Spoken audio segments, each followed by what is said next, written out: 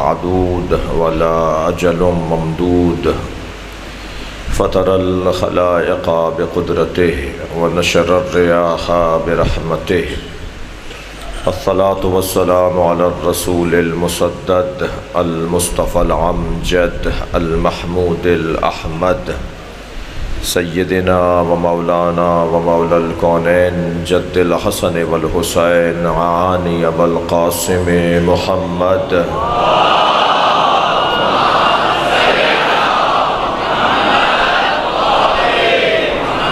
وآله الطيبين الطاهرين المعصومين الذين قال الله إنما يريد الله ليذهب عنكم الرجس أهل البيت ويطهركم تطهيرا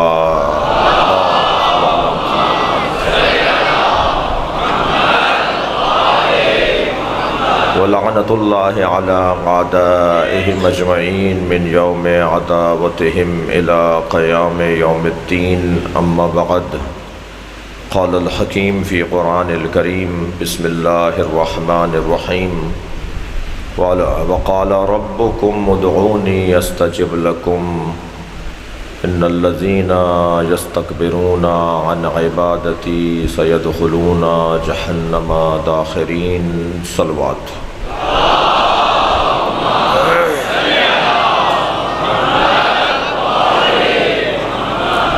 سورہ مبارکہ غافر سورہ مبارکہ المومن کی آیہ کریمہ اللہ اپنے اس کلام میں اپنے بندوں سے مخاطب ہے۔ وہ جو ہمارا خالق ہے وہ ہمارا رب بھی ہے۔ اس نے صرف ہمیں خلق کر کے چھوڑ نہیں دیا بلکہ اس نے ہمیں پالنے کی ذمہ داری بھی اپنے اوپر رکھی ہے۔ اللہ نے دو واجب اپنے اوپر رکھے ہیں، جیسے ہم پر بہت سارے واجب ہیں، نماز پڑھنا واجب ہے، روزہ رکھنا واجب ہے، حج کرنا واجب ہے، ایسے اللہ نے دو واجب اپنے اوپر رکھے ہیں۔ ایک واجب ان علینا للہدی، مجھ پر واجب ہے کہ ہدایت میں دوں گا، میرا کام ہے تمہیں ہدایت دینا۔ اس انا علینا للہدی کو کبھی اس نے کہا انی جاعل فی الارض خلیفہ، میں زمین پر خلیفہ بنانے والا ہوں۔ کبھی اس نے کہا انی جاعلک اے ابراہیم انی جاعلک للناس اماما، اے ابراہیم میں تمہیں لوگوں کے لیے امام بنا رہا ہوں۔ تؤتی الملک من تشاء، وہ کہ جو جس کو یہ اختیار ہے کہ وہ جسے چاہے مملکت عطا کرے۔ تو یہ ہدایت کا کام اللہ کا ہے، ہدایت دینا اللہ پر واجب ہے۔ اپنے اس واجب کو عملی منظرنامے میں لانے کے لیے وہ نبیوں کو بھیجتا ہے، وہ اولو العزم پیغمبروں کو بھیجتا ہے، پھر صاحبان شریعت نبیوں کو بھیجتا ہے، اور پھر سلسلہ جب کمال پر پہنچتا ہے تو خاتم الانبیاء کو بھیجتا ہے۔ اور جب خاتم الانبیاء کی نبوت مکمل ہو تو تکمیل نبوت مصطفیٰ کو ولایت علی کہتے ہیں۔ لہذا اعلان ہوگا کب؟ آخری وقت میں، جب سب کچھ پہنچا چکے، جب سب کچھ دے چکے تو اعلان ہوگا من کنت مولا فہذا علی مولا۔ اٹھا کے کہا یہ والا علی۔ جو جعلی اللہ بنا سکتے ہیں وہ کچھ اور بھی کر سکتے ہیں۔ صلوات پڑھیں گے محمد و آل محمد۔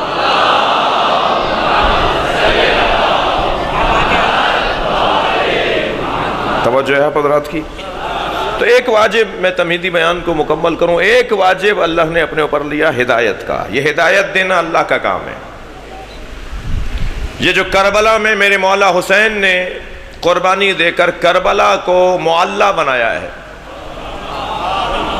یہ اللہ کی طرف سے نظام ہدایت ہے۔ اور اگر میرا یہ بچہ، میرا یہ جوان، میرا وہ عزیز یہ بٹھا لے دماغ میں کہ کربلا کی زندگی ہدایت الہیہ کا عنوان ہے، تو دنیا کی کوئی طاقت ذکر حسین کو ختم نہیں کر سکتی۔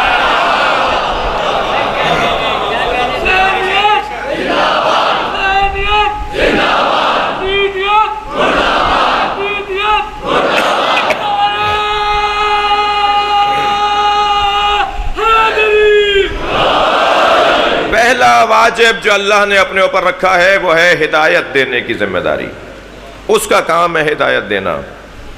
دوسرا واجب جو اللہ نے اپنے اوپر رکھا ہے، ما من دابۃ فی الارض الا علی اللہ رزقھا، زمین پر کوئی ہلنے والا، رینگنے والا، جنبش کرنے والا وجود نہیں ہے مگر یہ کہ اس کے رزق کی ذمہ داری میرے اوپر ہے۔ اللہ نے رزق کی ذمہ داری اپنے اوپر لی ہے، وہ کھلائے گا، وہ پالے گا۔ دو ہی بچے اچھے کا نعرہ اسلام کا نعرہ نہیں ہے، توجہ ہے؟ دو ہی بچے کا نعرہ، دو ہی بچے اچھے، یہ اسلام کا نعرہ نہیں ہے۔ تربیت نہیں کر سکتے ہو تو ایک بھی زیادہ ہے، اور تربیت کر سکتے ہو تو 10 بھی کم ہے۔ تو کسوٹی یہ نہیں ہے جی،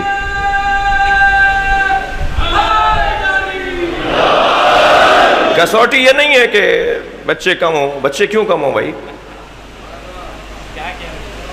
نبی تو فرما رہے ہیں میں فخر کرنا چاہتا ہوں محشر میں تمام انبیاء پر کہ میری امت سب سے بڑی ہے، اور مسلمان کہہ رہا ہے کہ بچے کم ہوں۔ بچے کم ہونے یہ کوئی قاعدہ قانون نہیں ہے جی۔ پہلے 10 11 بچے جی، آج کیوں کم ہو رہے ہیں بچے؟ بہت ساری وجوہات ہیں، ممبر کا ادب روک رہا ہے مجھے، میں نہیں بتا سکتا۔ ممبر کا ادب مانے ہے، میں بہت ساری وجوہات کی طرف نہیں جاؤں گا، صرف ایک وجہ جو ممبر بھی اجازت دے رہا ہے جس کی۔ اچھا یہ بھی تو میرا کام ہے نا کہ میں تشخیص دوں کہ کیا بات ممبر سے کرنی چاہیے، کیا نہیں کرنی چاہیے۔ صلوات پڑھے ذرا نبی کی ذات پر۔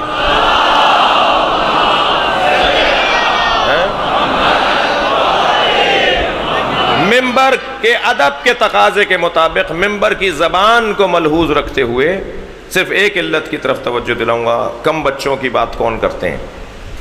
کم بچوں کی بات وہ کرتے ہیں جو اللہ کو رازق نہیں مانتے۔ کھائے گا کہاں سے، پلے گا کیسے، اسے کھلائیں گے کہاں سے؟ تو ان سے موٹا سا سوال تو یہ ہو، تمہیں کس نے پالا ہے؟ تمہارے آباء و اجداد کو کس نے پالا تھا؟ جب تمہارے آباء و اجداد کو پالنے والا بھی اللہ ہے تو تمہاری نسلوں کو پالنے والا بھی تو وہی ہے۔ قرآن مذمت کر رہا ہے ایسے لوگوں کی جو یہ کہہ کر کہ بچوں کو پالیں گے کیسے، بچوں کو کھلائیں گے کیسے۔ نہیں عزیزان گرامی، اور وجوہات بھی ہیں، اور بہرحال شرعی طور پہ کیا اجازتیں ہیں وہ ایک علیحدہ بحث ہے، لیکن بحث یہ ہے کہ اللہ نے دوسرا واجب جو اپنے اوپر رکھا ہے وہ ہے رزق۔ اللہ رازق ہے، وہ رزق دیتا ہے۔ اچھا اللہ رازق ہے، اللہ عالم ہے، اللہ قاہر ہے، اللہ قادر ہے، اللہ حی ہے۔ آپ زندہ نہیں ہیں؟ اللہ حی ہے، اللہ زندہ ہے، آپ زندہ نہیں ہیں؟ اللہ عالم ہے، مولا نبی عالم نہیں ہے، مولا علی عالم نہیں ہے، مولانا عالم نہیں ہے۔ کیا فرق ہے؟ وہی توحید اور شرک کی باریک وادی۔ اللہ شہید ہے، قرآن میں سورہ رات کے اندر اللہ نے مولا علی کو شہید کہا ہے، قرآن مجید میں پروردگار عالم نے نبی کو شہید کہا ہے۔ اللہ اللہ اولائے شہیدہ کیف اذا جئنا من کل امت بشہید وجئنا بکا علی ہؤلاء شہیدا کفا باللہ شہیدا بینی وبینکم ومن عندہ علم الکتاب۔ یہاں مولا علی کو اللہ نے شہید کہا، خود اپنے آپ کو اللہ نے شہید کہا، پھر یہاں مولا نبی کو اللہ شہید کہہ رہا ہے کہ ہم نے ہر امت پر ایک شہید بھیجا، ایک گواہ بھیجا، اور اے میرے مصطفیٰ میں نے ساری امتوں پر تمہیں گواہ بنایا۔ جی اللہ شہید، نبی مکرم کے لیے بھی لفظ شہید۔ جی اللہ عالم، مولا نبی بھی عالم، مولا علی بھی عالم، ہمارے مولانا بھی عالم. کیا فرق ہے؟ بہت موٹا فرق ہے. سارے عنوان توحید کا خلاصہ اور شرک کی وادیوں سے بچنے کا نسخہ. یہ ممبر موحدوں کا ممبر ہے، یہ ممبر موحدوں کا، یہ امام بارگاہ موحدوں کا ہے. آنے پر کسی کی پابندی نہیں ہے، مگر بولنے کا موقع اسے ملے گا، اختیار اسے ملے گا کہ جو اللہ کو مانتا ہوگا. آنے پر کسی پر پابندی نہیں ہے. اس لیے ہم مسجد میں مجلس نہیں کرتے. ممبر وہاں بھی ہے، مائک وہاں بھی ہے، بیٹھنے کی جگہ وہاں بھی ہے، مگر ہم مسجدوں میں مجلسیں نہیں کرتے. شیعوں کے پاس پیسے فضول نہیں ہیں کہ دو دو عمارتیں بنائیں، مسجد علیحدہ بنائیں، امام بارگاہ علیحدہ بنائیں. شیعہ مدرسہ بھی بنائیں، مسجد بھی بنائیں، امام بارگاہ بھی بنائیں. مسجد میں ہی مجلس کیوں نہیں کرتے؟ ہم مسجد میں مجلس پوری دنیا میں، صرف پاکستان کی بات نہیں ہے، پوری دنیا میں ہم مسجد میں مجلس اس لیے نہیں کرتے کہ مسجد میں ہندو نہیں جا سکتا، یہودی نہیں جا سکتا، عیسائی نہیں جا سکتا. کل قیامت میں اگر کسی ہندو نے شکایت کر دی کہ میں دین سمجھنے گیا تھا، مسلمان نے تو مجھے مسجد میں آنے نہیں دیا، کوئی جواب نہیں دے سکتا، آپ جواب دیں گے. یا اللہ، ہم نے مسجد کے ساتھ امام بارگاہ بنایا ہی اس لیے تھا، ان کا خیمہ ہے، ہر آنے والے حر کے لیے کھلا رہنا چاہیے.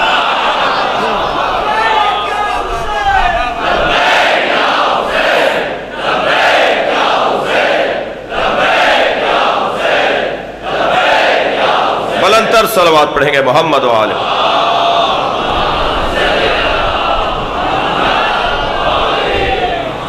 یہ موحدوں کا ہے نا، کہ اللہ کو ماننے والوں کی جگہ ہے. حسین مولا کا پختہ پکا RCC کا خیمہ ہے.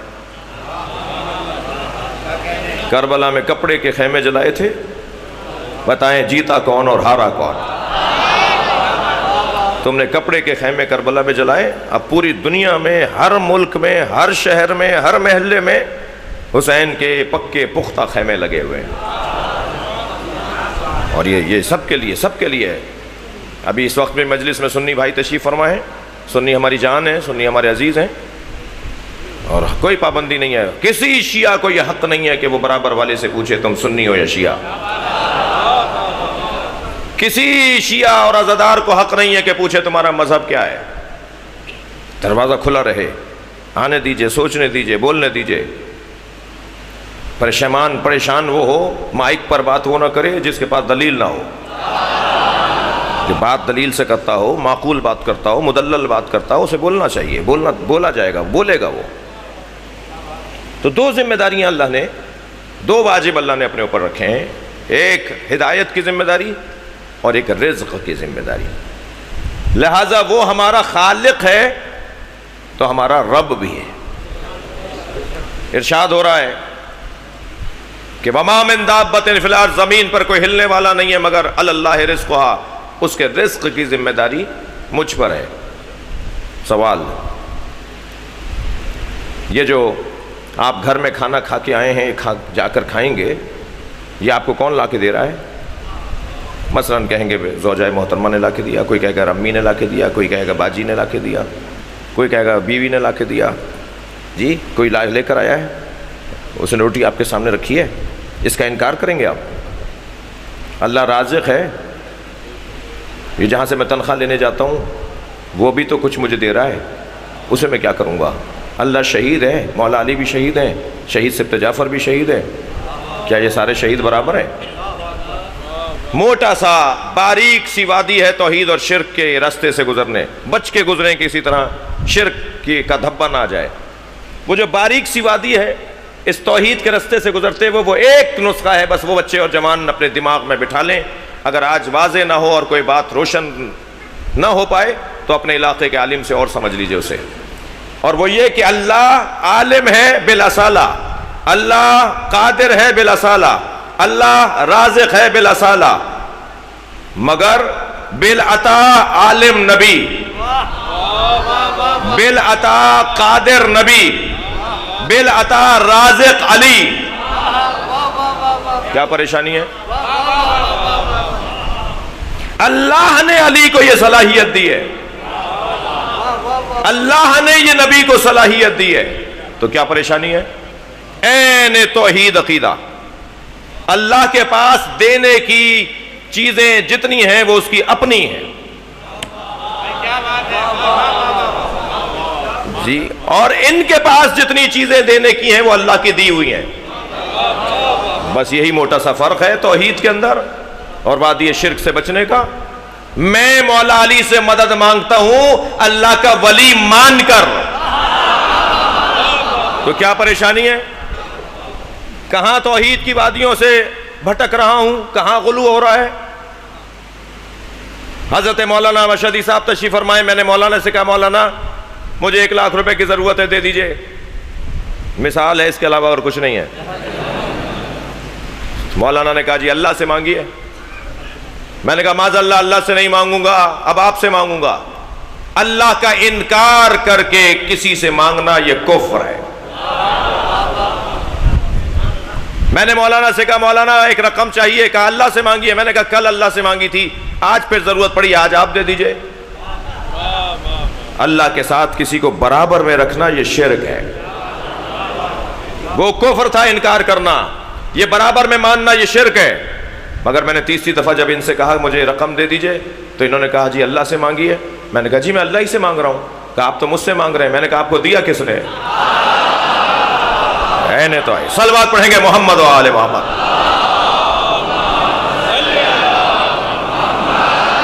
بھائی مجمع بہت زیادہ ہے، صلوات اس سے بہتر ہونی چاہیے۔ ماشاءاللہ ماشاءاللہ۔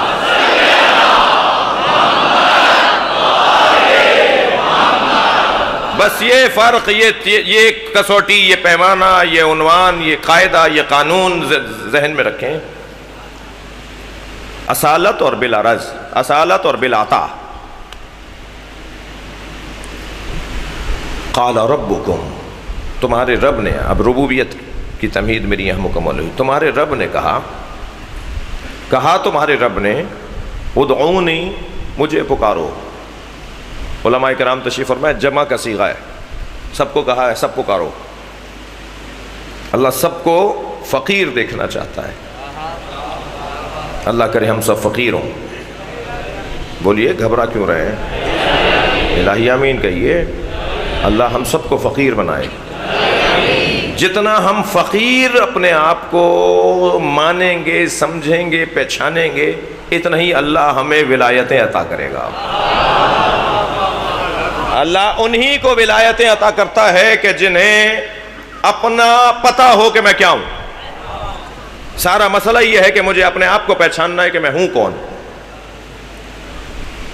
انتم الفقراء، تم سب فقیر ہو، یہ باور کرنے کی ضرورت ہے کہ ہم فقیر ہیں۔ اتنے فقیر ہیں کہ اگر یہ انگوٹھا کا پوروا کٹ جائے تو ان 2 انگلیوں سے بٹن بھی نہیں لگا سکتے۔ 6 لاکھ روپے تنخواہ لینے والا، سائن کرنے والا افسر جو 6 لاکھ کی تنخواہ لیتا ہے اور صرف سائن کرتا ہے، ایک آنکھ میں بال چلا گیا، سارے قلم دھرے کے دھرے رہ گئے۔ اتنا کمزور ہے یہ، اتنا فقیر ہے یہ۔ اس کی عطا میں بھی ہم محتاج ہیں کہ وہ ہمیں دے، اور عطا کے جریان اور تسلسل اور استمرار میں بھی ہم محتاج ہیں کہ وہ ہمیں دے۔ وہ دینے کے بعد ایسا نہیں ہوا کہ لے نہیں سکتا، اس کے دینے کے بعد اس کی عطا کا تسلسل بلا تشبیہ، صرف ذہن کو قریب کرنے کے لیے کہہ رہا ہوں۔ یہ جو بلب روشن ہے، یہ جو پنکھا چل رہا ہے، ایک بٹن دبانے پر ہی نہیں چلا ہے، پیچھے سے مسلسل توانائی اور برق اور انرجی مسلسل آ رہی ہے تو پنکھا چل رہا ہے۔ مجھے ایک دفعہ اللہ نے عطا کر دیا نہیں، بار بار کہو یا اللہ واپس نہ لے۔ اور لا طرفت عین لا تکلنی الی نفسی، مجھے میرے حال پر نہ چھوڑ یا اللہ۔ اگر تو نے مجھے میرے اوپر چھوڑ دیا اور تو نے اپنا کرم بند کر دیا تو میں برباد ہو جاؤں گا، تباہ ہو جاؤں گا۔ وہ فقر کا دقت چاہوں گا، وہ فقر کا احساس، وہ ناداری کا احساس مسلسل مجھے اور آپ کو ترقی عطا کرے گا۔ اللہ ہمیں اپنا محتاج دیکھنا چاہتا ہے، تبھی کہہ رہا ہے مجھ سے مانگو۔ یہ جو دعا ہے نا، یہ جو دعا ہے، یہ اپنے فقر کے احساس کو برقرار رکھنے کا ذریعہ ہے۔ میں فقیر ہوں، کیسے اس کو محسوس کرتا رہوں، کیسے یاد رکھوں، کیسے بھولنے نہ پاؤں، میں فقیر ہوں۔ اس کا بہترین ایک طریقہ یہ ہے کہ مجھ سے دعا مانگو۔ اللہ کہہ رہا ہے مجھ سے مانگو۔ جس مصطفیٰ کو اللہ نے سب کچھ دے دیا، جملہ سنیں گے، جب سرکار معراج پر گئے نا تو سوچا کہ کسی سے جوتیاں اتروائی تھی، میں بھی جوتیاں اتار دوں، تو فوراً اللہ کی آواز آئی میرے مصطفیٰ جوتیوں سمیت آؤ۔ تو میں آپ محترم سننے والوں سے پوچھ رہا ہوں، سرکار جب معراج پر گئے جوتیوں کے ساتھ، اس جگہ کو پروردگار عالم نے یوں بیان کیا، وَهُوَ بِالْأُفُقِ الْأَعْلَىٰ، میرا مصطفیٰ سب سے بلند جگہ پر تھا۔ تو مجھے کہنے دیجئے نا کہ جب نبی سب سے بلند جگہ پر تھے اور جوتیوں کے ساتھ تھے تو ساری کائنات نبی کی جوتیوں کے نیچے ہے نا۔ جسے سب کچھ دے دیا، جس کے پاس کوئی ایسی چیز نہیں ہے جو نہ ہو، پھر بھی اللہ کہتا ہے اے میرے حبیب مجھ سے دعا کیا کرو، رب زدنی علما۔ قل، اے میرے حبیب مجھ سے کہو میرے علم میں اضافہ فرما۔ جی اللہ اپنے نبی سے چاہتا ہے کہ میرا نبی مجھ سے مانگے۔ جی جب مجھے اور آپ کو کوئی خوشی نصیب ہوتی ہے، کوئی ہمیں مسئلہ حل ہو جاتا ہے اور ہمیں سرور اور شادمانی نصیب ہوتی ہے تو کیفیت ہی کچھ اور ہوتی ہے۔ بعض لوگ تو اچھل کود رہے ہوتے ہیں۔ جی شیخ بہائی کا جب علمی مسئلہ حل ہو جاتا تھا تو اپنے گھر کے صحن میں رقص نمائی فرماتے تھے اور آوازیں لگا کے کہتے تھے کہاں ہیں بادشاہوں کی اولادیں، کہاں ہیں گرم اور نرم گدوں پر بیٹھنے والے، وہ آ کر ہم سے پوچھیں کہ مزہ کسے کہا جاتا ہے۔ مزہ تو علمی مسائل کے حل کرنے میں ہے۔ تو جس کا جو بھی مسئلہ ہو جب وہ حل ہو جائے تو وہ رقص نمائی کرتا ہے، وہ خوشی کا اظہار کرتا ہے۔ توجہ چاہوں گا عزیزان گرامی، میں اور آپ اگر رقص نمائی کر رہے ہوں تو اسے کہیں گے غرور، تکبر، دکھاوا، بناوٹ۔ اب مجھے ایک جملہ کہنے دیجئے، جب اللہ غرور کرتا ہے تو وہ کون سا منظر ہوتا ہے جب اللہ غرور کرتا ہے؟ وہ کون سا مرحلہ ہوتا ہے جب اللہ غرور کرتا ہے؟ اللہ متکبر ہے ہی اس لیے کہ اس نے محمد اور علی کو بنایا ہے۔ حق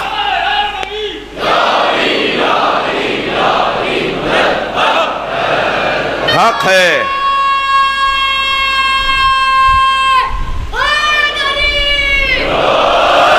حق ہے اللہ کو کہ وہ غرور کرے، تکبر کرے، اس لیے کہ جب محمد مصطفیٰ جیسا وجود اللہ سے مانگ رہا ہو، جو سب کو عطا کر رہا ہے اللہ کی طرف سے، وہ اللہ سے مانگ رہا ہے۔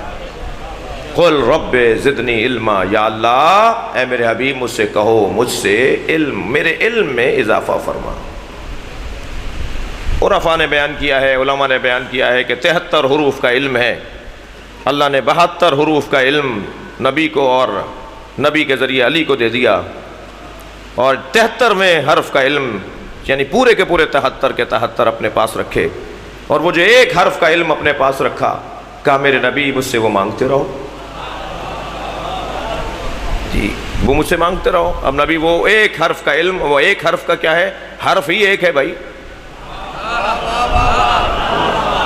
وہ ایک حرف کا علم جو حرف ہی ایک ہے، وہ نبی اپنے اللہ سے مانگ رہے ہیں، اور اللہ کو اچھا لگ رہا ہے کہ میرا مصطفیٰ مجھ سے مانگ رہا ہے۔ جی اللہ کو اچھا لگ رہا ہے کہ میرا مصطفیٰ مجھ سے مانگ رہا ہے۔ من علمنی حرفا، میرے مولا فرماتے ہیں جس نے مجھے ایک حرف سکھایا، فقد سیرنی عبدا، اس نے مجھے اپنا بندہ بنا لیا۔ یہ جہاں علماء کا، مدرسین کا، اساتذہ کا مقام بیان ہو رہا ہے نا، سکھانے والوں کا، وہاں علی کچھ اور بھی کہہ رہے ہیں۔ جہاں یہ پہلو ہے نا کہ جس نے مجھے ایک حرف سکھایا اس نے مجھے اپنا بندہ بنا لیا، یعنی استاد کا مقام اتنا ہے کہ شاگرد استاد کے سامنے بندوں کی طرح ہوتا ہے، غلاموں کی طرح ہوتا ہے۔ جہاں یہ پہلو ہے جو سامنے کا پہلو ہے، وہاں یہ بھی تو حسن ہے نا اس حدیث، اس فرمان مولا علی میں، من علمنی حرفا فقد سیرنی عبدا، جس نے مجھے ایک حرف سکھایا میں اس کا غلام بن جاؤں گا۔ کوئی تو آئے جو مجھے ایک حرف بھی سکھائے۔ دنیا میں کوئی ہے ہی نہیں سوائے مصطفیٰ کے جو مجھے کچھ سکھا سکے. میں چیلنج کر رہا ہوں، مجھے سکھاؤ تو میں تمہارا بندہ بن جاؤں گا. لہذا علی کے علاوہ کوئی نہیں ہے کہ جو علم لدنی لے کر آیا ہو. بعد از نبی کی بات ہو رہی ہے، علم لدنی کے عالم. عزیزان گرامی، اللہ کو اچھا لگتا ہے کہ اس سے مانگا جائے. قال ربکم ادعونی، سب مل کر اللہ چاہتا ہے سب مجھے پکاریں، مجھے سب آواز لگائیں. استجب لکم، میں تمہاری دعاؤں کو سنوں گا. ان الذین یستکبرون عن عبادتی، اور جو لوگ میری عبادت سے تکبر کرتے ہیں. اب یہاں عبادت سے مراد عبادات مخصوصہ اور عبادات توقیفیہ ہی نہیں ہے، بلکہ ہر دعا عبادت ہے. یہ آپ جب دعا مانگتے ہیں یہ بھی عبادت ہے. اللہ کہہ رہا ہے جو میری دعا مانگنے سے تکبر کرے میں اسے ذلیل کر کے جہنم میں ڈالوں گا. اللہ کو پسند نہیں ہے وہ لوگ کہ جو عبادت نہ کرتے ہوں. عزیزان گرامی، کل کی بحث سے آج کی بحث کو اور تھوڑا تمہید میری آج کی مکمل ہوئی. اللہ ہمارے بارے میں فیصلہ کرتا ہے، اسے کہتے ہیں قضا. اللہ ہمارے بارے میں فیصلہ کرتا ہے، اسے کہتے ہیں تکوین. اللہ ہمارے بارے میں فیصلہ کرتا ہے، اسے کہتے ہیں حکم الہی. لیکن وہ جو قضا ہے، وہ جو تکوین ہے، وہ جو حکم الہی ہے، اس پر عمل کیسے ہوگا اسے کہتے ہیں تقدیر، قدر. اسے کہتے ہیں تشریع، اسے کہتے ہیں شریعت. حکم الہی پر عمل کیسے ہوگا؟ کیسے ہوگا؟ قضاء الہی، قدر الہی. طریقہ کار کیا ہے؟ اب اس اللہ نے جس نے ہمیں خلق تو کیا مگر نظام الہی پر چلنے کے لیے اس نے ہمیں مختار بنایا. لا اکراہ فی الدین، کوئی جبر نہیں ہے دین کے اختیار کرنے میں. دونوں چیزیں تمہارے سامنے رکھ رہا ہوں، یہ لے لو یا وہ لے لو. لہٰذا جب اللہ نے ایک جبر نہیں رکھا اور ہمیں اختیار دیا تو اب ہمارے اندر سے جو آواز نکلتی ہے کیوں کیسے کیوں کیسے، اس کی تشفی جہاں ہو جاتی ہے وہی بات ہم مان لیتے ہیں. تو اب ذمہ داری ممبروں کی بڑی گہری ہو گئی، سنگین ہو گئی کہ لوگوں کو منوانا ہے دلیل کی روشنی میں.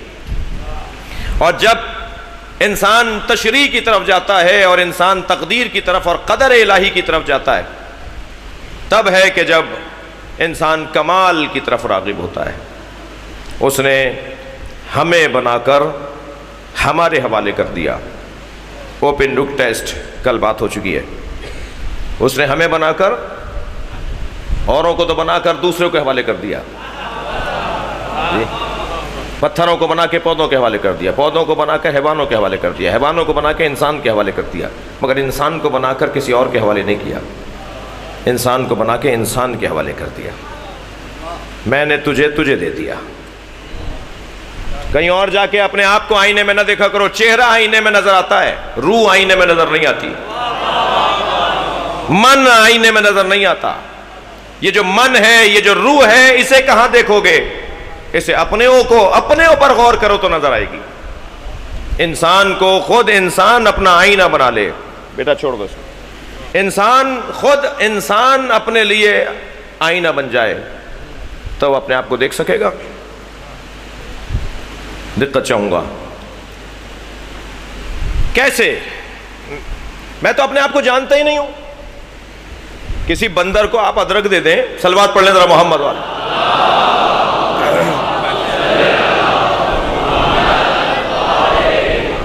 بھائی تھوڑا سا گردن ہلاتے رہیے اگر میری بات جا رہی ہے تو.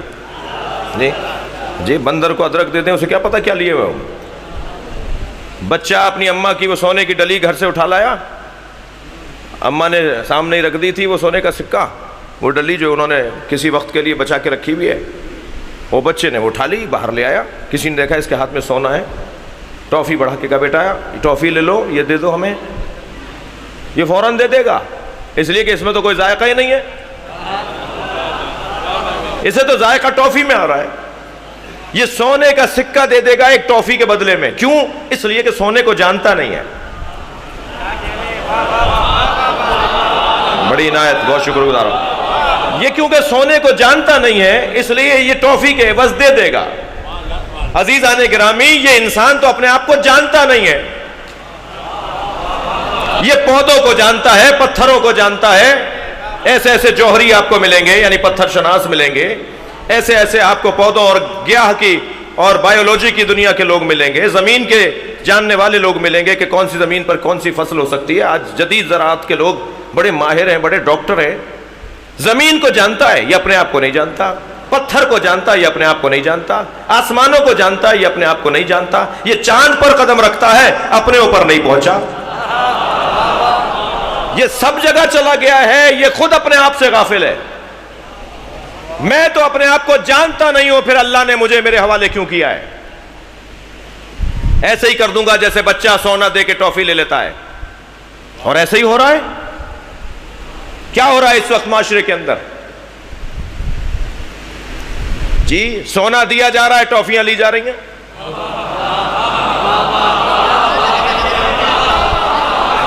کیا ہو رہا ہے معاشرے کے اندر؟ یہی ہو رہا ہے، چھوٹی چیزیں لے کر بڑی چیزیں دی جا رہی ہیں۔ کیا لے رہے ہو اور کیا دے رہے ہو، اس کا طے کرو، فیصلہ کرو۔ میں سب سے پہلے تو آپ کا شکریہ ادا کروں گا کہ آج دوپہر کے کسی خطاب کے بعد آپ کو بہت غصہ آیا، اور ہزاروں کی تعداد میں میسج ہیں، ہزاروں کی تعداد میں سوشل میڈیا پہ پوسٹیں ہیں، رابطے ہیں، لوگوں کا محبتوں کا اظہار ہے۔ میں سب سے پہلے تو ان کا شکریہ ادا کروں گا کہ جو آج دوپہر کے بعد سے، آج ایک اعلان اور آج ایک بیان کے بعد سے مجھ سے محبتوں کا اظہار ہوا، میں اس کا شکریہ ادا کروں گا۔ اور دوسری بات آپ سے بس ایک ہی کروں گا، اور وہ یہ توجہ چاہوں گا، اور وہ یہ کہ میں اپنے آپ سے کہہ رہا ہوں اور آپ سے کہہ رہا ہوں کہ میں صبر کا دامن ہاتھ میں رکھوں گا، برداشت کا دامن ہاتھ میں رکھوں گا، اس لیے کہ عالمی شیطانی طاقتیں پاکستان میں جھگڑا چاہتی ہیں، اور میں پاکستان کو بدامن نہیں دیکھنا چاہتا۔ میری بڑی آرزو ہے کہ آج کم سے کم 10 مرتبہ آپ کہیں پاکستان مل کر جواب دیں آخر تک۔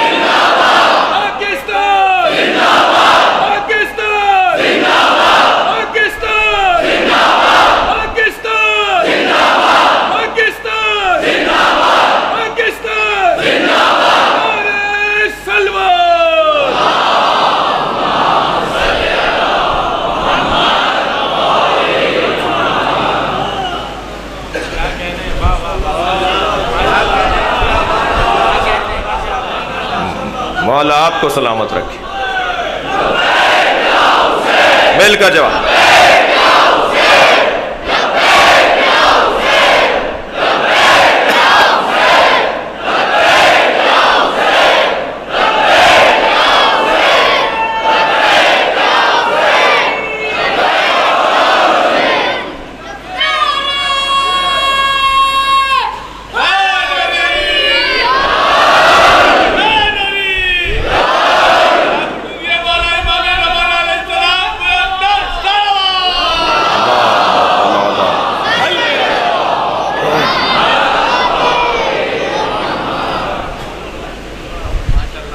اللہ نے ہمیں ہمارے حوالے کر دیا، سونے دے دے کر ٹافیاں لی جا رہی ہیں۔ سمجھداری، ہوشیاری، معاملہ فہمی۔ علی کا چاہنے والا سرخیاں دیکھ کر نظریہ نہیں بناتا۔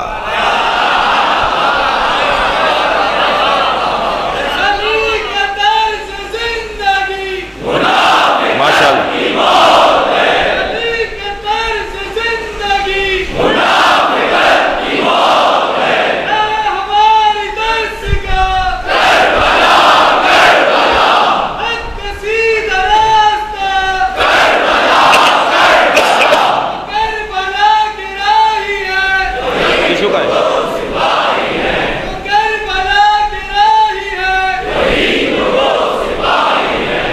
علی کا طرز زندگی دوبارہ لگاؤ۔ علی کا طرز زندگی منافقت کی موت ہے۔ علی کا طرز زندگی 10 دفعہ لگاؤ یہ نعرہ۔ منافقت کی موت ہے۔ علی کا طرز زندگی منافقت کی موت ہے۔ علی کا طرز زندگی منافقت کی موت ہے۔ علی کا طرز زندگی منافقت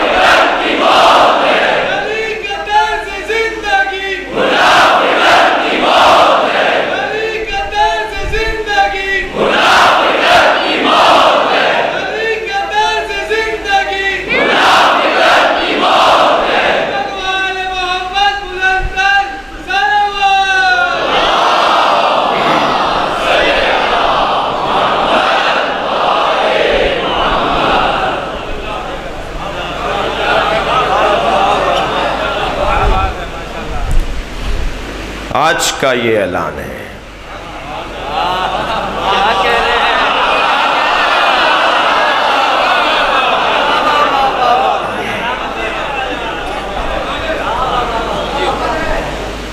جی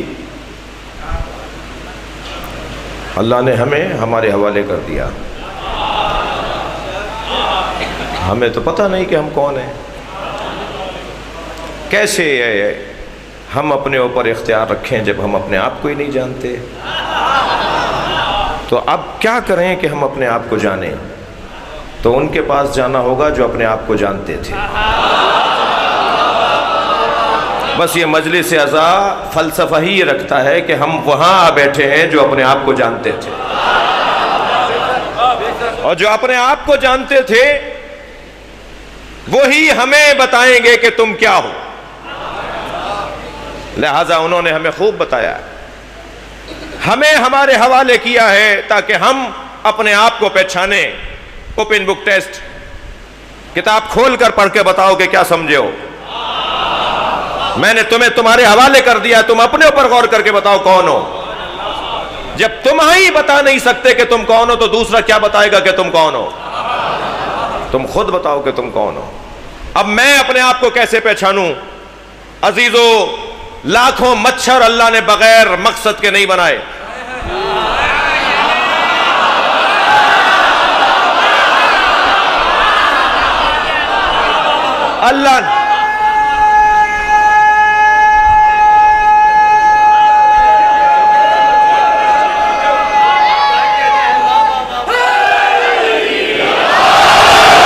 اللہ نے لاکھوں مکھیاں بغیر مقصد کے نہیں بنائی. متوکل کی ناک پر مکھی آ کے بیٹھ رہی تھی، بار بار مکھی متوکل کو تنگ کر رہی تھی کہ ایک مرتبہ مولا نقی کی طرف دیکھ کر کہنے لگا اللہ نے مکھی کیوں بنائی ہے؟ اچھا ان سے پوچھ ہی اسی لے رہا ہے کہ جانتا ہے یہی بتائیں گے کہ کس کو کیوں بنایا ہے اللہ نے. مقصد حیات کون بتائے گا؟ جو اپنے آپ کو جانتا ہو. کہا یہ اللہ نے مکھی کیوں بنائی ہے؟ میرے مولا نقی نے بے ساختہ فرمایا متکبروں کا غرور مٹانے کے لیے.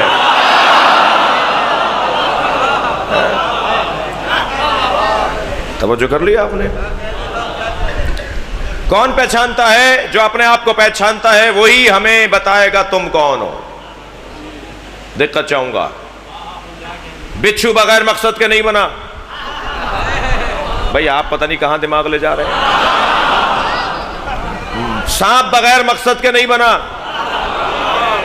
اللہ نے کسی وجود کو بغیر مقصد کے نہیں بنایا. جب اللہ نے کسی کو بغیر مقصد کے نہیں بنایا تو آپ کو، مجھے، انسان کو بغیر مقصد کے کیسے بنایا؟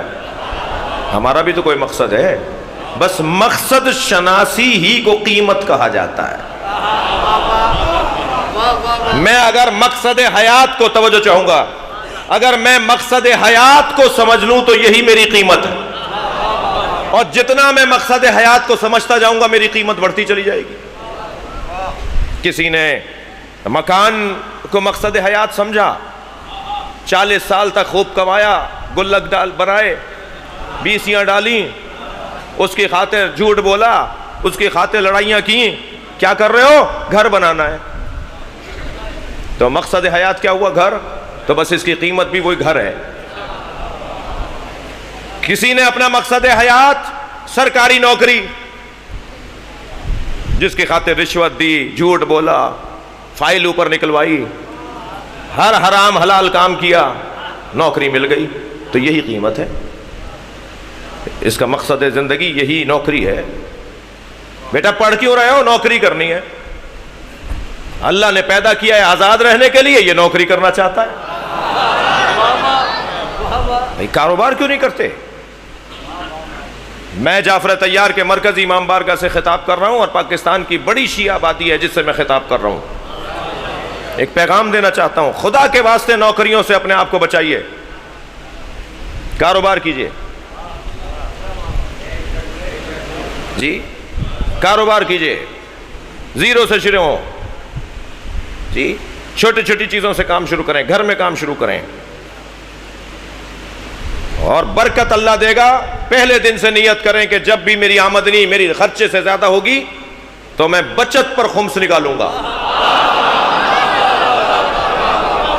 اور کوئی پریشانی کی بات نہیں ہے، کسی ملا مولوی کو کسی مولانا کو نہیں دیجیے گا خمس،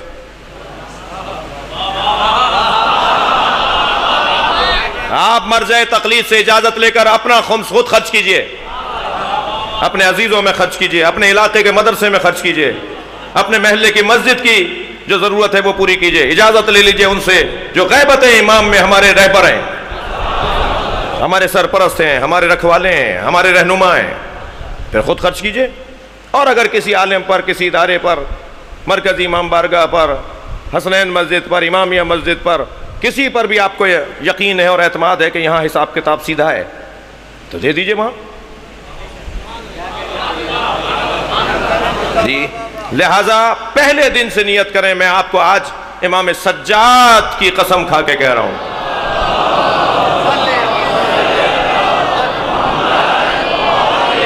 کاروبار کی طرف جائیے، کاروبار کی طرف۔ میرے بچوں، میرے عزیزوں، میرے نورانی چہرے والے، میری قوم کے ہونہاروں، تمہارے چہرے کا نور بتا رہا ہے کہ تم نے گناہ نہیں کیے ہیں، تم گناہوں سے بچاتے ہو اپنے آپ کو، کاروبار کی طرف جاؤ۔ اللہ نے اب یہ صاحب ساری زندگی جوڑتے رہے کہ کسی طرح نوکری کر لیں، کسی طرح۔ کیوں پڑھ رہے ہو؟ نوکری کرنے کے لیے۔ بھائی نوکری کرنے کے لیے نہیں پڑھتے، آزادی کے لیے پڑھتے ہیں۔ تمہاری تو بنیاد ہی غلط ہے، تم تو اسیری کے لیے پڑھ رہے ہو، تم تو غلامی کے لیے پڑھ رہے ہو۔ میں جس پہلو سے، وہ والی باتیں تو سب کرتے ہیں نا، یہ والی بات تو کر سن لیجئے نا، نوکریوں کی بات تو سب کرتے ہیں، نوکریوں سے ہٹانے والی بات بھی تو سن لیجئے۔ نوکری کیوں کرنی ہے؟ مالکی کیوں نہیں کرنی؟ غلامی کیوں کرنی ہے؟ سرداری کیوں نہیں کرنی؟ اپنے اوپر اعتماد بڑھاؤ، اپنے اوپر بھروسہ کرو، یہی میری قیمت بنے گی، یہی تو میری قیمت ہے۔ چھوٹی چھوٹی چیزوں کے عوض، چھوٹی چھوٹی چیزوں کے عوض سودے کرنا یہ اچھا، یہ کامیاب انسان نہیں ہے۔ جب اللہ نے مکھیوں کو، مچھروں کو، بچھوؤں کو، سانپوں کو بغیر مقصد کے نہیں بنایا تو مجھے بھی بغیر مقصد کے نہیں بنایا۔ اب میرا مقصد کیا ہے؟ جو میری قیمت ہے وہ میرا مقصد ہے۔ میری قیمت کیا ہے؟ میں جانتا نہیں ہوں مولانا اپنے آپ کو، تو میں اپنی قیمت کیا لگاؤں گا؟ کیسا سوال لے بیٹھے آج۔ تو میں نہیں جانتا مگر علی تو خود کو جانتے ہیں، تو مولا کی خدمت میں جا کر کہتے ہیں مولا آپ نے اپنی قیمت کیا لگوائی، ہم بھی دیکھا دیکھی میں کچھ کر لیتے ہیں۔ تو میرے مولا نے اپنی جو قیمت لگوائی، سب سے اچھا تاریخ بندگی میں تجارت کرنے والی کوئی اگر ذات ہے تو اسے علی کہتے ہیں، کامیاب تاجر کو علی کہتے ہیں۔ ریٹ کون لگواتا ہے؟ جو بڑا تاجر ہوتا ہے۔ قیمت کون لگواتا ہے؟ جو کامیاب تاجر ہوتا ہے۔ اسٹاک ایکسچینج کے اندر کوئی چیئرمین ہوتا ہوگا نا، کیا ہوتا ہے وہ؟ سینئر ممبر کیا ہوتا ہے؟ جو بڑا ہوتا ہے ان سارے چیئرمین، وہ فیصلہ کرے گا نا، آخری بات تو اس کی ہے نا۔ جب بازار عکاظ لگتا تھا، جب مکے میں عالمی منڈی لگتی تھی، ایکسپو سینٹر لگتا تھا، تو سیدۃ التجار، تاجروں کی سیدہ ختیجہ، وہ ریٹ طے کرتی تھیں کہ کون سی جنس کو کتنی قیمت میں بیچا جائے گا۔ ساری دنیا کے تاجر آ کر بیٹھتے تھے، پردہ لگا ہوا ہوتا تھا، بی بی کے دروازے پر، بی بی کے مہمان خانے میں انہیں ٹھہرایا جاتا تھا، دسترخوان لگا ہوا ہوتا تھا۔ کوئی 100 اونٹ لے کر آیا، فلاں چیزیں لے کر آیا ہے، کوئی 200 اونٹوں کا تاجر تجارت کا قافلہ لے کر آیا ہے، اور بڑے سارے تاجر پہلے بی بی کے گھر پہنچتے تھے۔ کوئی یمن سے آیا ہے، کوئی مصر سے آیا ہے، کوئی شامات سے آیا ہے، کوئی بصرے سے آیا ہے، کوئی بغداد سے آیا ہے۔ پوری دنیا کے تاجر بازار عکاظ میں جمع ہوتے تھے، اور پھر جناب خدیجہ کے گھر پہلے قیام کرتے تھے، کھانا کھاتے تھے، سستاتے تھے، پھر ایک میٹنگ ہوتی تھی، اور اس میٹنگ میں بی بی پوچھتی تھی تم کیا لائے ہو، تم کیا لائے ہو، تم کیا لائے ہو۔ اس کے بعد بی بی کے مشورے سے ریٹ طے پاتے تھے۔ تو جو بڑا تاجر ہوتا ہے وہی ریٹ طے کرتا ہے۔ تھک کے تو نہیں سن رہے؟ جو بڑا تاجر ہوتا ہے وہی ریٹ طے کرتا ہے۔ اس تاریخ بندگی میں سب سے بڑے تاجر کو علی کہتے ہیں، جس نے نبی کے بستر پہ سو کر جان بیچی، اللہ کی مرضیاں خریدی۔ اس سے اچھا سودا ہی نہیں ہوا۔ جو کائنات کا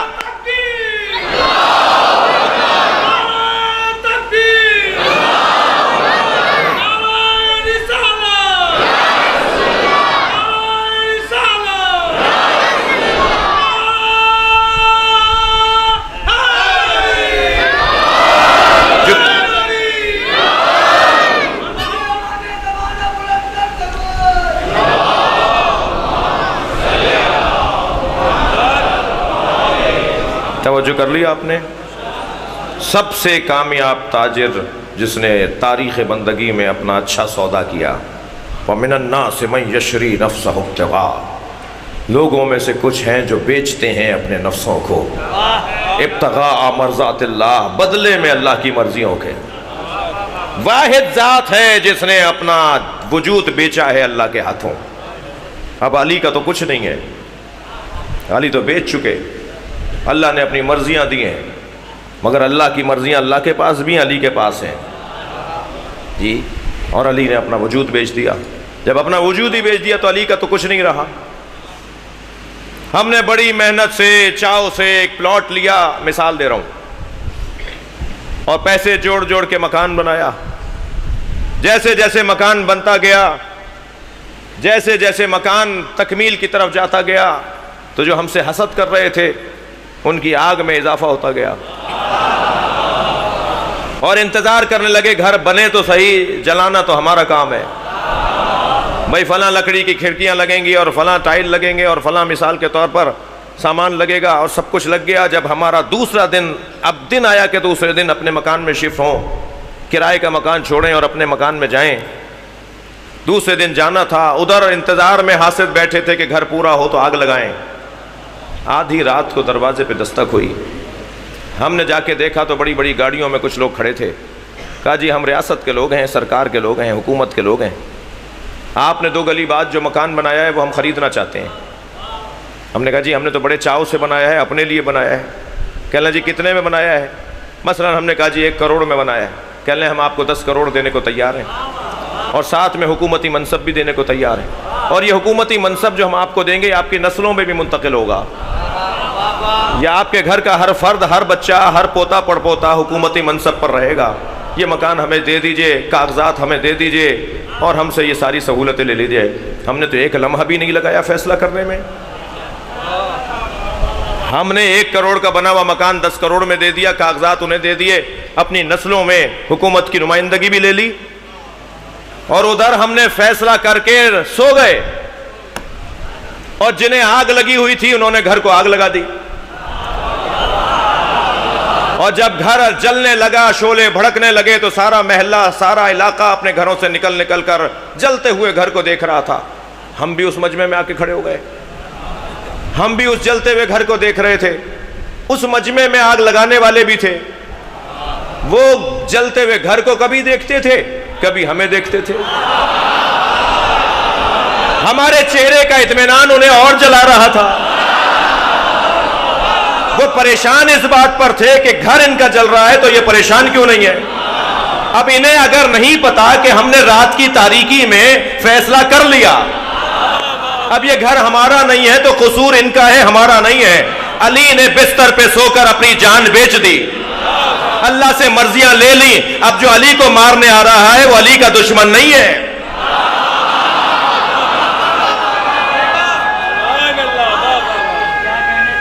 جی علی کا دشمن اللہ کا دشمن ہے، اس سے اچھا تبرہ ہوگا؟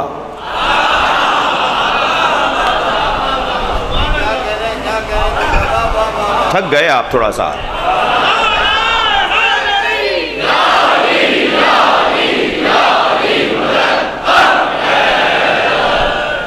دقت فرمائی آپ نے؟ علی نے اپنے بچوں میں ولایتوں کو وراثتاً دے دیا۔ اب جیسے علی اللہ کی مرضیوں کا حامل ہے، وراثت میں حسن بھی ہیں، وراثت میں حسین بھی ہیں، وراثت میں امام سجاد بھی ہیں، یہ سب وراثتاً اللہ کی مرضیوں کے حامل ہیں، اس لیے کہ بابا نے فیصلہ بڑا اچھا کیا۔ اور جس علی نے اپنا آپ بیچ کر، اپنی جان بیچ کر، اپنا نفس بیچ کر، اپنی ذات بیچ کر اللہ کی مرضیوں کو خریدا، اب وہی علی ہماری رہنمائی کریں کہ ہماری قیمت کیا ہے۔ مولا آپ بڑے تاجر ہیں، آپ بتا دیں تاکہ نقصان نہ اٹھائیں، ہمیں کوئی نقصان نہ ہو جائے، ہمیں کوئی ضرر نہ ہو جائے۔ تو میرے مولا نے نہج البلاغہ میں ہماری رہنمائی فرمائی۔ اللہ اکبر، فرمایا فلا تبیعوها الا الجنہ، اپنے آپ کو جنت سے کم نہ بیچنا۔ علی نے ہماری قیمت بتا دی، تمہاری قیمت جنت، مگر میرے عزیزو یہ جنت ہماری قیمت کم سے کم ہے، زیادہ سے زیادہ نہیں ہے۔ کہا اس سے کم مت بیچنا، جنت سے کم اپنا سودا نہ کرنا، جنت سے زیادہ کر لو تو تمہارا ہنر، مگر جنت سے کم کرو گے تو نقصان اٹھاؤ گے، سرمایہ ضائع ہو جائے گا، آخری ریٹ یہ ہے کہ جنت کے بدلے میں دو گے۔ اب ذرا سورہ مبارکہ زمر کی آیت سنیے، وَسِيقَ الَّذِينَ اتَّقَوْا رَبَّهُمْ إِلَى الْجَنَّةِ زُمَرًا، صاحبان تقوی کو جنت میں دھکا دے دے کر فرشتے لے جا رہے ہوں گے۔ میں نے ترجمہ جلدی میں نہیں کیا ہے، صاحبان تقوی کو فرشتے دھکا دے کے جنت میں لے جا رہے ہوں گے۔ بھئی دوزخ میں دھکا دے کے لے جانا تو سمجھ میں آتا ہے، یہ جنت میں دھکا دے کر کیسے، کیوں؟ ہاں یہ جنت میں دھکا دے کر اس لیے لے جا رہے ہیں کہ یہ جانا نہیں چاہ رہے ہیں، اور جانا اس لیے نہیں چاہ رہے ہیں کہ جنت قیمت تو لگی ہے مگر کم لگی ہے، انہیں تو اس سے زیادہ چاہیے۔ اب انہیں اس سے زیادہ کیا چاہیے؟ اہل محشر پوچھیں گے یہ کون ہے؟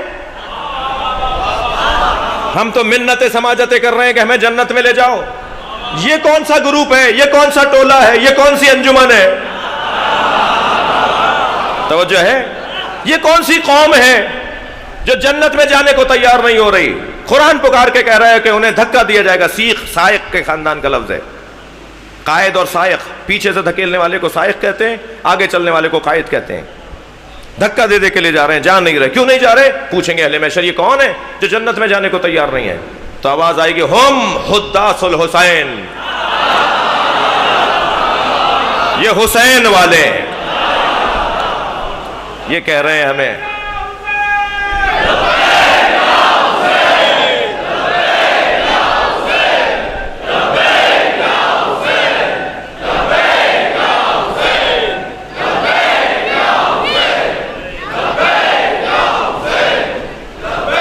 بلند تر صلوات پڑھ لیں گے محمد والے۔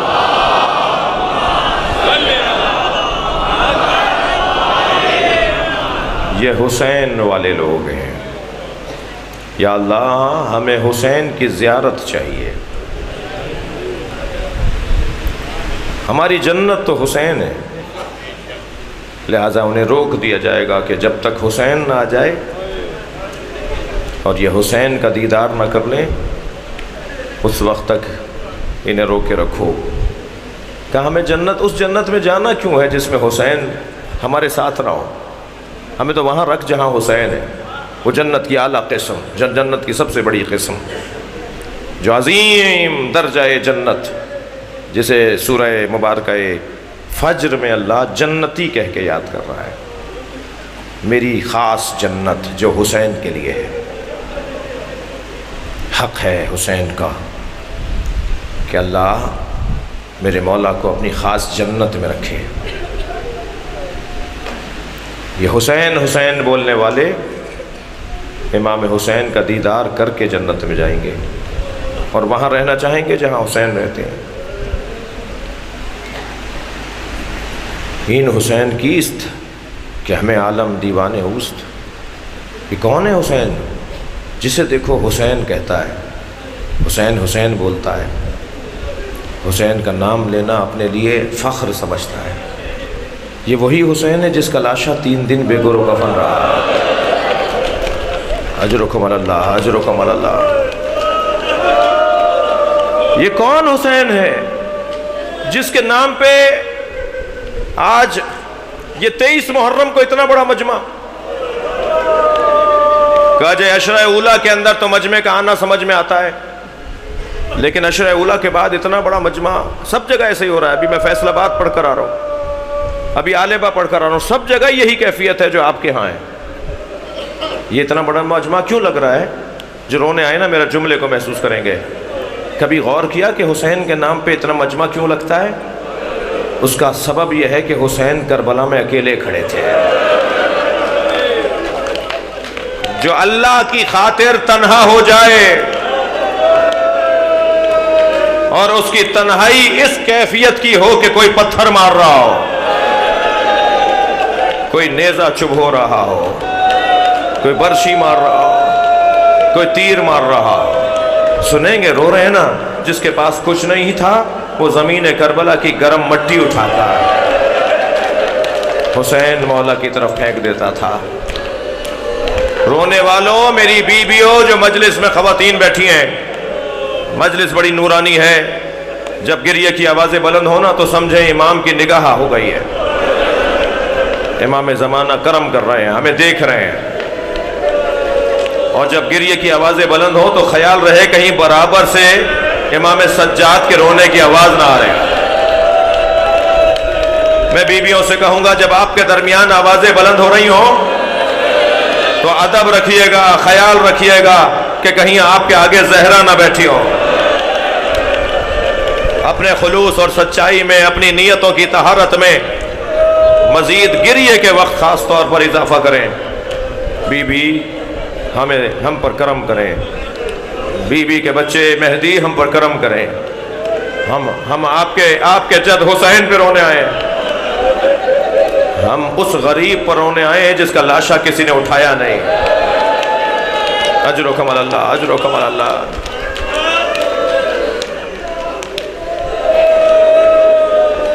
عزادارو، کون سا باب کربلا ہے، کون سا ورق کربلا ہے جس کا بیان مجھے رلا نہ ڈالے؟ ایک ایک ورق پلٹیے۔ ایک ورق کربلا کو عباس کہتے ہیں۔ میں اس ورق کو پڑھوں گا نا تو شاید کسی کا دم نکل جائے۔ 1400 سال کے بعد عباس کے کٹے ہوئے بازوؤں کا حال، 1400 سال کے بعد بازوؤں کے کٹ جانے پر گھوڑے سے گرنے کی کیفیت آج بھی ہمارا دل چاک کر دیتی ہے۔ میں ورق کربلا پلٹوں تو مجھے ایک ورق نظر آئے گا جسے علی اکبر کہا جاتا ہے۔ اجرکم اللہ، اجرکم اللہ، اجرکم اللہ۔ حق ہے، رونے کے دن ہیں، پرسے کے ایام ہیں۔ یقین جانیے جب آپ کی آوازیں گلے سے نکل رہی ہوتی ہیں نا، اس کیفیت کو امام صادق، امام کی آرزو ہے کہ حسین پہ ایسے رویا جائے۔ بعض لوگ کچھ اور بھی سوچتے ہیں، انہیں سوچنے دیجئے۔ اجرکم اللہ۔ ایک اور ورق کربلا پلٹا، ایک اور ورق کربلا پلٹا تو مجھے ایک ورق نظر آیا جسے علی اصغر کہتے ہیں۔ ننھا سا بچہ، پانی نہ ملنے پر جو رحلت کر جائے، جو اس وجہ سے رحلت کر جائے کہ اسے پانی نہیں ملا، جو اس وجہ سے شہید ہو جائے کہ اسے پانی نہیں ملا۔ عزادارو، عزادارو، بہت رو لیے، بہت رو لیے۔ ایک ماں کو سلام کرتے ہوئے جائیے، ایک ماں کو سلام ضرور کیجئے جس کے پاس 2 کمائیاں تھیں۔ ایک کو سکینہ کہتے ہیں، ایک کو علی اصغر کہتے ہیں۔ جناب رباب نے دونوں کمائیاں مولا حسین پر قربان کر دی۔ ایک زندان شام میں آج تک اسیر ہے، ایک کربلا کی خاک میں دفنایا گیا۔ جب جناب رباب اپنے مولا امام حسین کے ساتھ علی اصغر کا لاشا دفنا رہی تھی نا، تو عجب نہیں سکون ہو گیا ہو کہ میرا بچہ محفوظ ہو گیا۔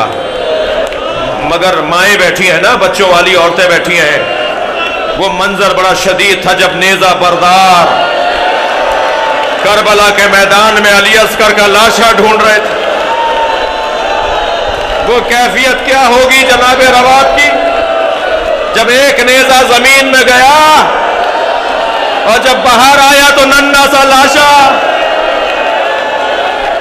اجرکم اللہ، اجرکم اللہ، اجرکم اللہ۔ مجھے جلدی نہیں ہے، پرسے کے ایام میں مجھے جلدی نہیں ہے۔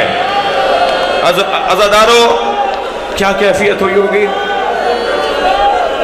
اس کے بعد کی کیفیت سنیں گے۔ یہ کیسی ماں ہے، یہ کیسی ماں ہے کہ جب کربلا سے جا رہی ہے تو اپنی گٹھڑی میں علی اصغر کے جلے ہوئے جھولے کی لکڑیاں،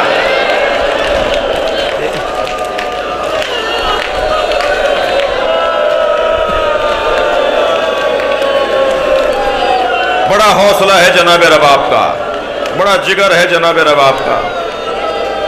अजर कमल अल्लाह। मैं ये मसाइब का बयान चंद दिन पहले पढ़ चुका हूँ। जिन दोस्तों के लिए तकरारी हो मुझे माफ़ करें, मगर एक अज़ादार ने मुझसे ख्वाहिश की थी कि इसे दोबारा पढ़ दीजिए। मुझे नहीं पता शाम गरीबा में पानी कहाँ से आया।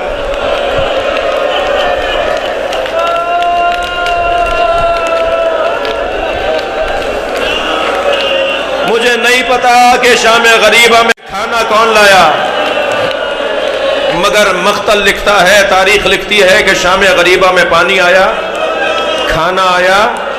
जनाब ज़ैनब ने कूज़ा भर के बच्चों को पानी पिलाया, जनाब सकीना ने पिया, बच्चों ने पानी पिया, फिर बड़ों को पानी पिलाया, खाना खिलाया। जब सब ने खा लिया ना, और बार बार जनाब ज़ैनब जनाब रबाब को पानी देती थी, खाना रखती थी, कहती थी मुझे पानी नहीं पीना।